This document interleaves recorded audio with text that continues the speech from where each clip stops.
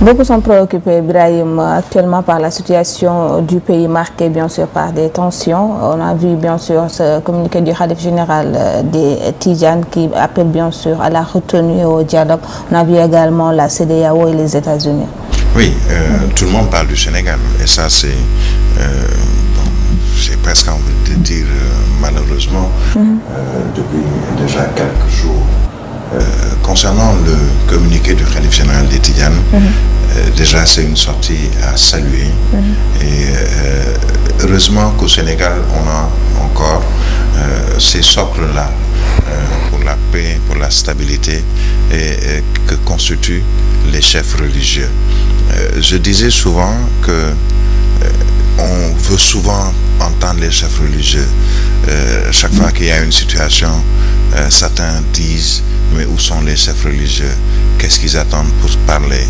Mais il faut rappeler que nos chefs religieux, nos dignitaires religieux sont un peu dans la diplomatie.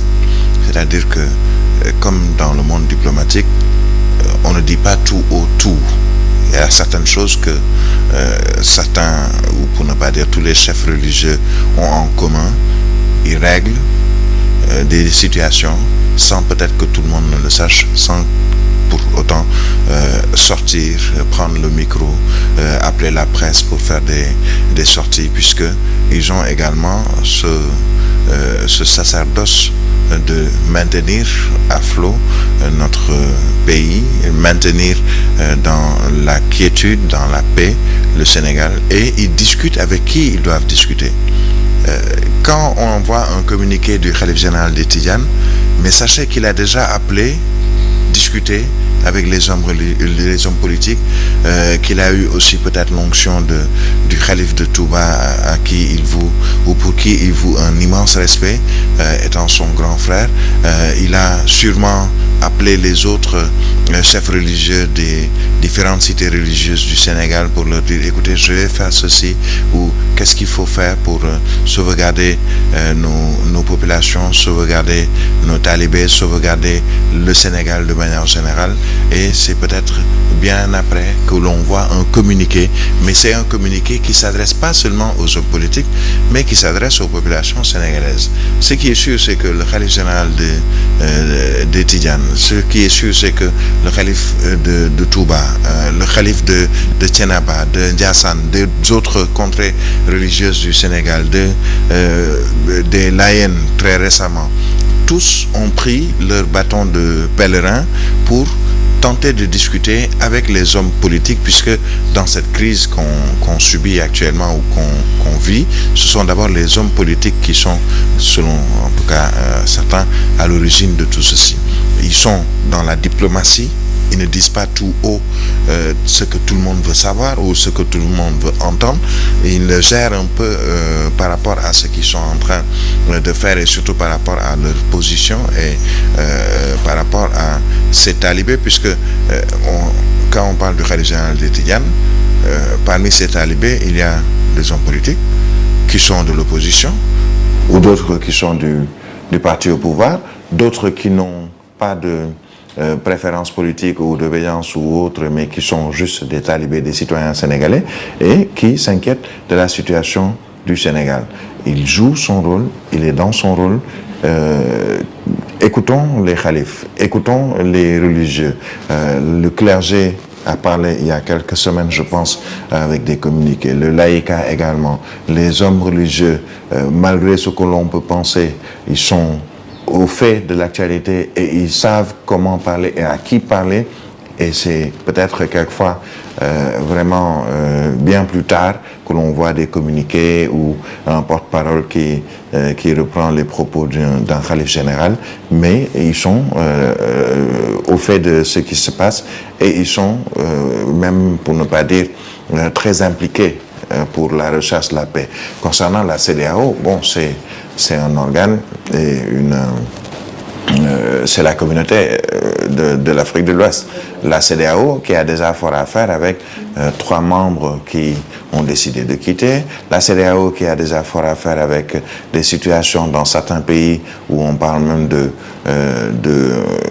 guerre ou de problèmes sécuritaires, notamment avec le djihadisme ou autres attentats ou autres qui sont notés dans certains de nos États membres, il est tout à fait normal, et ça c'est dans les textes de la CEDEAO, chaque fois qu'il y a un pays qui est en difficulté, que la CEDEAO puisse intervenir, notamment sur le plan diplomatique, mais aussi même des fois, si cela est nécessaire, sur le plan militaire. Mais ce qui est sûr, c'est qu'aujourd'hui, la CEDEAO également est dans son rôle de demander au peuple sénégalais, aux dirigeants politiques, ceux qui sont au régime et ceux qui sont dans l'opposition, la société civile de manière générale, d'essayer de maintenir ce Sénégal comme étant un des pays les plus suivis au plan démocratique, un pays où il fait bon vivre au plan démocratique, puisque ce n'est peut-être pas forcément le cas pour tous les autres pays membres de la CEDEAO.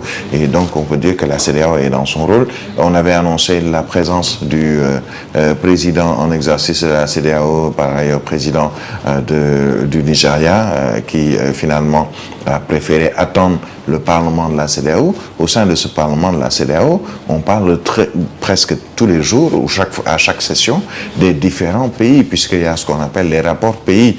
Je connais un peu le Parlement de la CEDEAO pour avoir accompagné à plusieurs reprises l'ancien président du Parlement, M. Moustapha Cissé Lo, que je salue au passage et à qui je voue un immense respect par rapport au travail qu'il a effectué au niveau du Parlement de la CEDEAO. C'est tout à fait normal. On a des députés qui sont membres du Parlement de la CEDEAO. Et parmi les députés, il y a par exemple Guy Marius Sagna, qui a été élu député du Parlement de la CEDEAO, Abdoulaye Wilane, entre autres députés sénégalais, puisqu'il y a un nombre dédié de députés pour le Sénégal et pour tous les autres États membres de la CEDEAO. Ils sont dans leur rôle pour essayer de tenter de sortir un peu un des États membres de cette communauté économique des États de l'Afrique de l'Ouest d'une situation assez difficile. Qui regrette une incompréhension de cette lettre. Oui, d'autres parlent d'aujourd'hui d'un démenti de l'ancien président, deuxième président du Sénégal, Abdou Diouf. Il a encore une fois donc voulu éclairer sa position par rapport justement à leur écrit conjoint, lui et le chef de l'État, en tout cas Abdoulaye Wade. C'est tout à fait normal. Il y a eu beaucoup de commentaires là-dessus. À chacun son idée, à chacun son commentaire, à chacun sa compréhension sur cette lettre. Et selon certainement donc ses écrits, il a eu à voir peut-être ou à entendre des personnes qui ont mal commenté ou ont mal compris le message qu'il voulait passer.